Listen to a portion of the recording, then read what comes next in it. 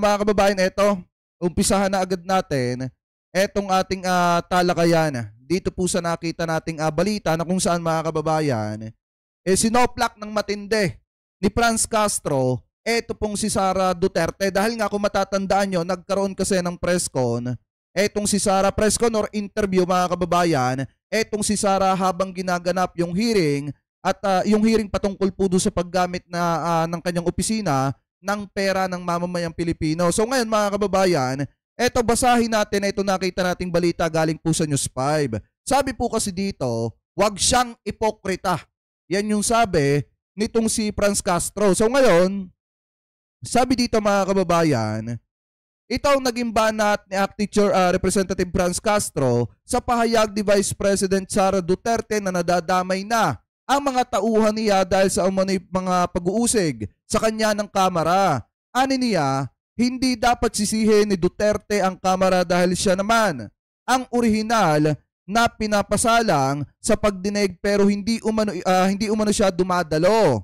Iniimbestigahan ng Kamara ang paggasta ng milyon-milyong pisong confidential funds ng Department of Education, DepEd at ng Office of the Vice President OVP noong 2022 at 2023. Dahil mga kababayan, kung makikita nyo, ito kasi yung sabi ni Sara dyan. Ang mga kasama ko sa OVP, kung makikita ninyo, kawawang-kawawa sila sa pagpo-prosecute or pag-persecute sa akin, sa paghahabol sa akin, sa paninira ng aking pangalan, nadadamay ang kanilang trabaho, pati ang kanilang pangalan. Yan po yung sabi ni Sara. Ngayon, sabi dito ni Franz Castro, kasalanan niya yan. Wag niya kaming sisihin dahil ginusto niya yan. Ang mga staff niya, yung isa lang, siya nga yung pinapasalang namin, ayaw niya mag-take out. So wag siyang ipokrita. Yan yung sabi ni Franz Castro. Dahil nga mga kababayan, ito naman yung problema dito.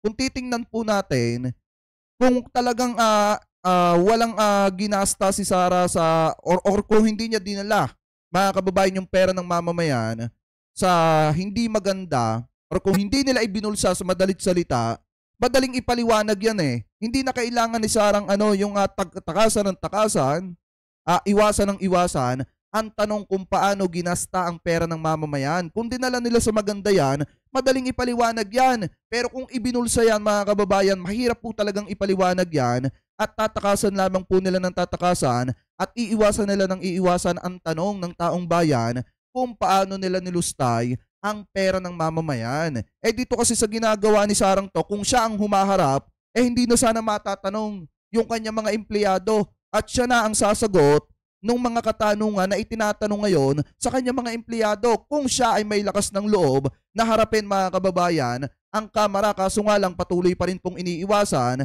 at tinatakasan ni Sara Duterte yung pananagutan niya na dapat sagutin ang tanong ng mamamayan kung paano nilustay ang pera ng taong bayan ng kanyang opisina at ng isang departamento ng ating gobyerno na hinawakan po niya.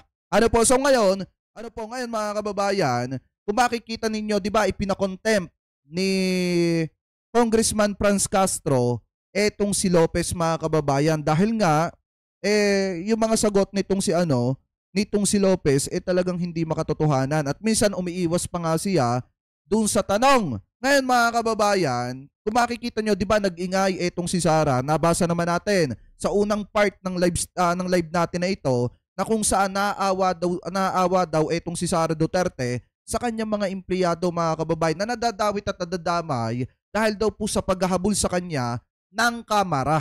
At paninira daw po sa kanyang pangalan. Ngayon, sinagot po yan ni House Speaker Romualdez mga kababayan, yung mga sinasabi ni Sara Duterte na yan at hinamon din ni House Speaker Romualdez na bakit hindi na lamang etong si Sara ang mismong mag-attend sa Kamara at magpaliwanag doon. Ipaliwanag niya lahat para hindi naaapektuhan at nadadawit at nadadamay yung kanyang mga empleyado.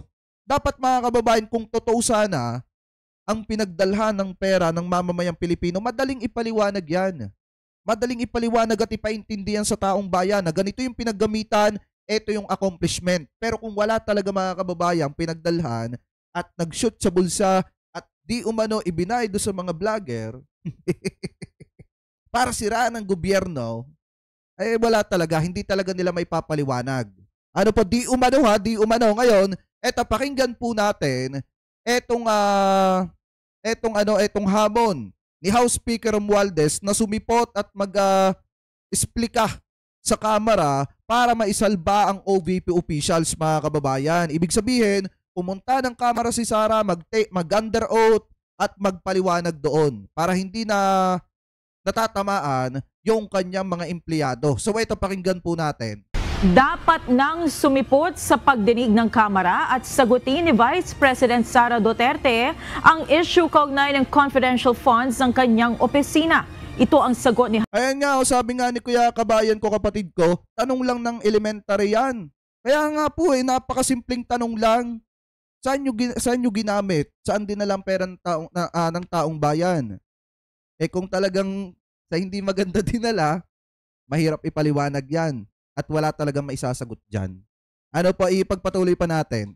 House Speaker Martin Romualdez sa pahayag ng pangalawang Pangulo na naaawa na siya sa kanyang mga tauhan dahil nadadamay sila sa issue. Kahapon ay pinatawan ng contempt ng House Committee on Good Government and Public Accountability ang Chief of Staff ng Office of the Vice President na si Attorney Zuleika Lopez. Ayon kay Speaker Romualdez, si VP Sara na sana ang sumagot sa mga tanong ng mga kongresista at huwag nang ipasa sa mga opisyal ng OVP at Department of Education. Gusto nyo ba na yan ang susunod na leader, mga kababayan, na hindi kayang humarap sa mga personal na issue at nagtatago sa sayang ng mga empleyado? Payag ba kayo na magkaroon tayo sa susunod ng ganyang klase ng presidente? Walang lakas ng loob para harapin yung mga ibinabatong aligasyon sa kanya, bagkos nagtatago sa saya ng kanyang mga empleyado na mga inuutusan niya.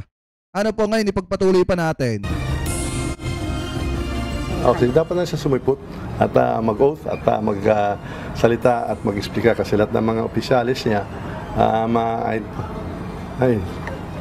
siya lang yata may alam kung ano nangyari dyan sa mga pondo kaya dapat siya na mag-explika. Huwag na lang niyang bigay sa mga officials ng OVP o sa DepEd. Siya na lang magsalita. Yun na lang po. Ayan, napakaganda ng hamon sa'yo, Sara Duterte. Kung alam mo talaga, kung dinala ninyo sa tama yung pera ng taong bayan, madaling ipaliwanag yan. Pumunta ka ng kamera, ipaliwanag mo doon. Tapos na. Gayahin mo yung tatay mo, naglakas ng loob, pumunta ng kamera at magpaliwanag. Nakakapunta ka nga ng kamera para maging miron. Yung pa kayang ikaw mismo ang bida na dapat ipaliwanag mo kung paano mo nilusta yung pera ng mamamayan, kung saan mo dinala. Diba kung sa kamera nga nakakapunta ka para sa tatay mo, bakit hindi ka makapunta sa kamera para naman isalba yung sarili mo? Kasi nakaharap ka sa matinding aligasyon ngayon at sabi mo nga nadadama yung mga empleyado mo. Kung talagang may malasakit at awa ka sa mga empleyado mo, dapat ikaw ang pumunta at harapin mo yung mga tanong sa'yo at mga aligasyon sa'yo at mag-under oath ka din para yung mga sagot mo ay may basis talaga na pawang katotohanan lamang. Mahirap kasi, mga kababayan, hinahayaan lang ni Sara Duterte hanggang buka lang ng bibig yung kaya niyang sabihin para ipagtanggol yung kanyang mga empleyado, pero hindi niya magawang isalba yung kanyang mga empleyado base sa kanyang aksyon. Mga kababayan, na alam naman nating lahat na paliwanag lang ni Sara Duterte with evidence, mga kababayan, dyan sa kamera. Kapag ka nakita naman ng kamerang dinala niya sa mabuti, may liligtas naman niya yung mga empleyado niya at matitigil na yung investigasyon patungkol sa mga confidential funds na di umano nilustay, mga kababayan, ng departamento ni Sara Duterte at ng opisina niya.